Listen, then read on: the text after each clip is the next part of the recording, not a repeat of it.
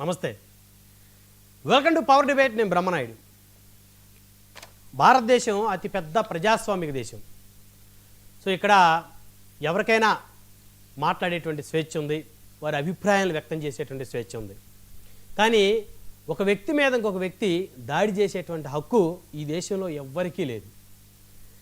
100 మంది దోషులు తప్పించుకున్నా పర్లేదు, ఒక్క నిర్దోషికి శిక్ష పడకూడదు అనేటువంటి ఓ మూల సిద్ధాంతాన్ని ఆధారంగా చేసుకొని మన వ్యవస్థలు నడుస్తూ ఉంటాయి. సో కాబట్టి ఇక్కడ చట్టాలు కూడా మరి చాలా నెమ్మదిగా పనిచేస్తున్నటువంటి పరిస్థితి. సో ఇలాంటి పరిస్థితుల్లో మరి చాలామందికి న్యాయం సత్వరగా జరగట్లేదు అనేటువంటి మాట వాస్తవం.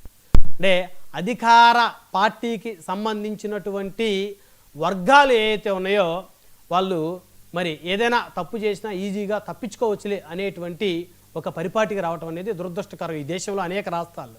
ఇకపోతే సేమ్ ఇలాంటి ఒక ఉదంతమే ఉమ్మడి ప్రకాశం జిల్లా కందుకూరు నియోజకవర్గం గుడ్లూరు మండలంలో వెలుగు చూసింది.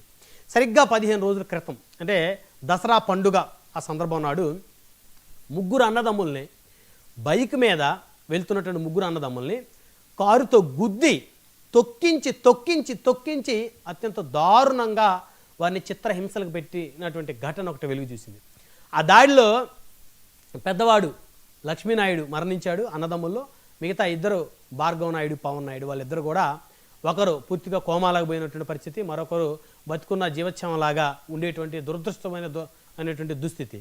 సో గుంటూరు ఉదయ హాస్పిటల్లో వారు చికిత్స పొందుతూ ఉన్నారు. అయితే అసలు ఈ ఎపిసోడ్ ఏంటి అని ఆరా తీస్తే కందుకూరు నియోజకవర్గం గుడ్లూరు మండలానికి చెందినటువంటి మరి ఎవరైతే కాకర్ల హరిశ్చంద్ర ప్రసాద్ అనేటువంటి వ్యక్తి, అదేవిధంగా లక్ష్మీనాయుడు, మరి వాళ్ళిద్దరు కూడా గతంలో సన్నిహితులు అని చెప్పేసి చెప్తా ఉన్నారు. అయితే వీళ్ళిద్దరి మధ్య జరిగినటువంటి కొన్ని సంఘటనలో వివాదం ఏదైతే ఉందో దాన్ని మనసులో పెట్టుకున్నటువంటి హరిశ్చంద్ర ప్రసాద్ ఈ ముగ్గురు అన్నదమ్ములు బైక్ మీద వెళ్తూ ఉంటే వారిని గుద్ది దారుణంగా తొక్కించినటువంటి ఘటన వెలుగులో చూసింది. అయితే ఈ ఘటనకు సంబంధించి రాష్ట్ర వ్యాప్తంగా కాపు సంఘాలు మండిపడుతూ ఉన్నాయి. అంటే ఆ నియోజకవర్గంలో ఒక అతను అధికార అండతోటి ఈ విధమైనటువంటి చర్యలకు ఒడిగడితే ఇంతవరకు వారి మీద సరైనటువంటి చర్యలు లేవు. స్థానిక ఎమ్మెల్యే ఇప్పటి వరకు వచ్చి బాధితులు పరామర్శించిన పరిస్థితి లేదు. అంటే సినిమాల్లో చూసినటువంటి విధంగా ఒక హర్రర్ ఏ విధంగా సినిమాల్లో చూస్తామో అంతకన్నా దారుణంగా మరి మనుషుల్ని వెంటాడి చంపితే కనీసం మరి దాని మీద స్థానికంగా ఉన్న ఎమ్మెల్యే ఎక్కడా ప్రెస్ మీట్ పెట్టలేదు, స్థానికంగా ఉన్నటువంటి ఆ జిల్లా మంత్రులు ఎక్కడ కూడా మాట్లాడినటువంటి పరిస్థితి లేదు. అంటే మనం ప్రజాస్వామ్యంలో బతుకుతున్నామా, ఎక్కడ బతుకుతా ఉన్నాం? అంటే మనుషుల ప్రాణాలకు విలువ లేదా?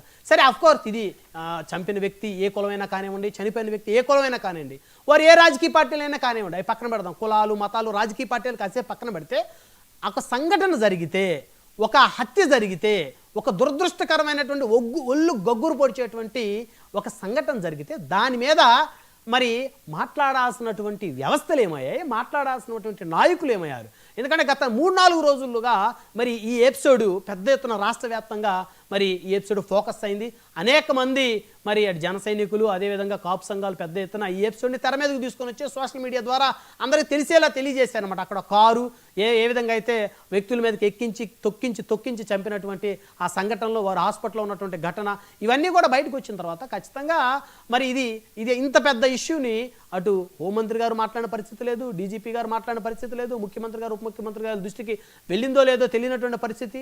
మరి ఇలాంటి ఈ సంఘటనలు రాష్ట్రంలో జరుగుతున్నటువంటి నేపథ్యంలో నిన్న ఆంధ్రప్రదేశ్కి సంబంధించినటువంటి కాపు సంఘం నాయకులు చెలో కందుకూరు అనేటువంటి పిలుపునిచ్చారు. ఈరోజు ఆ కందుకూరు కూడా కొంతమంది వెళ్ళి ఆ బాధిత కుటుంబాన్ని మరి పరామర్శించి అక్కడ నిందితులకి శిక్ష పడాలి, అదేవిధంగా ప్రభుత్వం మరి ఆ కుటుంబాలకి న్యాయం చేయాలి, ఏ కుటుంబాలు అయితే చిన్నాభిన్నం అయిపోయినాయో మరి వారికి న్యాయం చేయాలి. ఎందుకంటే గతంలో చూస్తే కుప్పంలో ఒక మహిళని చెట్టు కట్టేశారు, డబ్బులు వడ్డీకి తీసుకుని ఇవ్వలేదనేటువంటి నేపథ్యంలో ముఖ్యమంత్రి గారు రెస్పాండ్ అయ్యారు, హోంమంత్రి గారు రెస్పాండ్ అయ్యారు.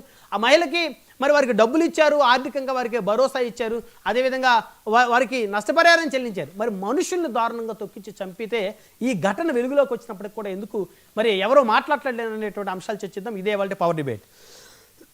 కందుకూరి బాధితులకు న్యాయం జరిగేనా?